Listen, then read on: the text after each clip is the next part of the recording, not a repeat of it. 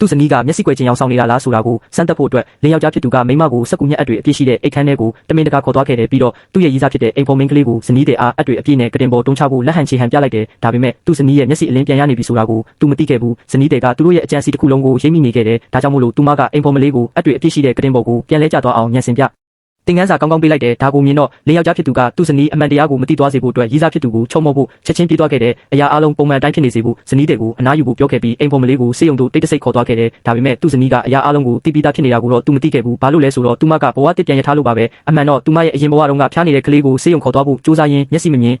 ရတဲ့အတွက်လှေကားပေါ်ကနေလိမ့်ကျသွားခဲ့တယ်။သူမမျက်စိကွယ်နေတာကိုအခွင့်ကောင်းယူပြီးလင်းယောက်ျားကကလေးကိုလူယူသွားခဲ့ပြီးအိမ်ပေါ်မလေးနဲ့လက်ထပ်နိုင်ဖို့အတွက်သူမကိုတေအောင်ပစ်ထားခဲ့တယ်။ဒါပေမဲ့ဖခင်သခင်ကဒါကိုလုံးဝသဘောမကျပဲအဲ့ဒီမိန်းကလေးကိုဒုတိယအကြိမ်ဘဝတစ်ပြန်ပေးခဲ့တယ်။ဘဝတစ်ပြန်ရပြီးနောက်မှာတော့ဇနီးတွေကသူတို့ရဲ့အမားတွေအတွက်ပြန်ပေးဆက်စေရမယ်လို့ကြေဆိုခဲ့တယ်။အဲ့ဒီအချိန်မှာပဲအိမ်ပေါ်မလေးကသူမကိုဖယ်ရှားပစ်ဖို့အတွက်